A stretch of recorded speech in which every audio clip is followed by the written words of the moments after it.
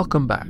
Today I want to talk about Remembrance Sunday and the UK Poppy Appeal, as I hold both in quite high regard, and some recent events and articles have intrigued me enough to air my views and grievances on it. Firstly, to the police constabularies that have had their budgets cut but couldn't be upfront enough to those that have had to instead fundraise or crowdfund to obtain marshals so that the Poppy Appeal parades go ahead on Remembrance Sunday. It's a damning statement that you couldn't just be upfront about it, and it is quite frankly sad that you couldn't be asked to volunteer. It tells me that you're more interested in being paid to protect rather than simply volunteer, knowing you're doing more for the community anyway. But maybe that could be me just being totally selfish and expecting far too much from the police that do racial, gender, and non-national, preferences over that of those that are already here and citizens. The second grievance I would like to air would be about the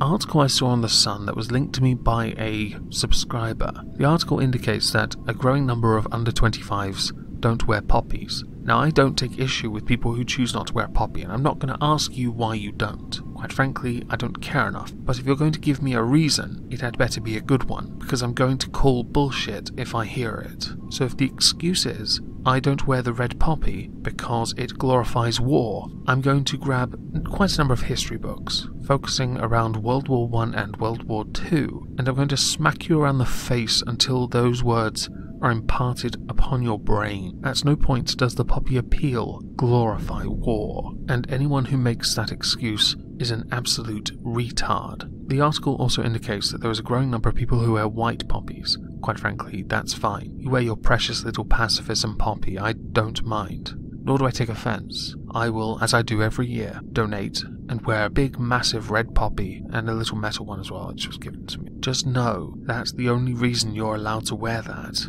is because of those that we support with the red poppy. In this same article there were some comments, and one indicated that those that fought in wars, the soldiers, are not heroes because they are paid to do a job, and in fact the doctors are the true heroes, even though they are also paid to do a job. The person who wrote that seems to forget that quite a large number of people during World Wars I and II were drafted.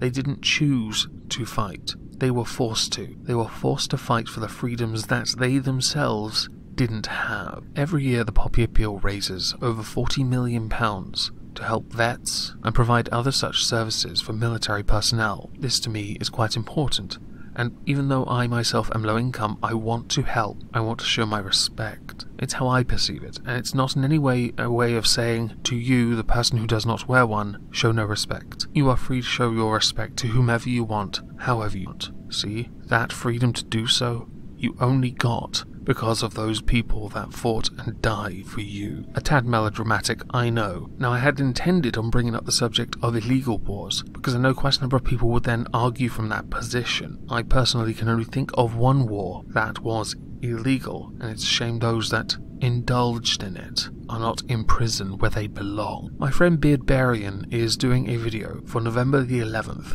and he has requested submissions by November 8th. I will leave the email address in the description, where all you have to do is be on camera for 30 seconds in silence as a mark of respect. Please consider being a part of it. I would, but the tentacles, they're just very off-putting. Now, just before we finish, I want to explain the history of why we started wearing poppies in the first place. In 1915, Lieutenant Colonel John McCrae lost his friend at Ypres, one of the First World War's most famous and bloody battles. As he grieved his fallen comrade, he spotted countless poppies growing in the battle-torn fields, a poignant sight that inspired him to write In Flanders Fields, one of the most famous of all war poems. Such was the influence of McCrae's work that when the First World War ended in 1918, the poppy was adopted as a symbol of remembrance. The Royal British Legion formed in 1921 and ordered 9 million silk versions of the flowers, which was sold on November 11th that year.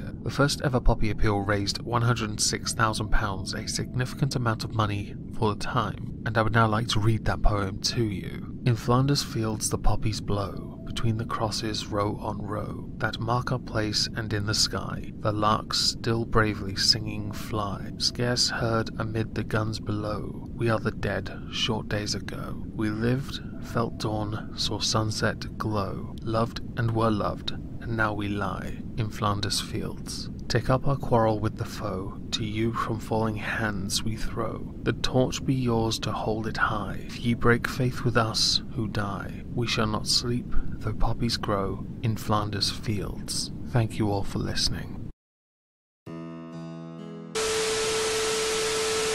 Okay, not done. Last night on one of my patron hangouts, it came up that some places have banned poppy sellers because they want to protect the feelings of minorities. After a little digging, I found out that wasn't in fact the case. In fact, what has happened is councils over the years have changed the rules, and people who sell poppies, like any charity, must apply for an application to be able to legally sell in the streets. Or collect donations, sorry. There was an instance where a man was banned from selling poppies outside a library because the library believed it would be unfair to other charities. Personally, I think he just chose a good spot and everyone else got jealous. There was one other instance where an old lady who had been selling poppies for years was questioned quite rudely because she gave change to people that donated, which is against their policy. Neither of these are indicative of people protecting minorities, and as someone that wants to be genuine about this, I want to make it quite clear. This is a part of our culture. Yes, some people will not respect it, from a whole range of backgrounds. We're not trying to protect minorities here, and anyone who's against it can suck an egg. Your feelings are irrelevant.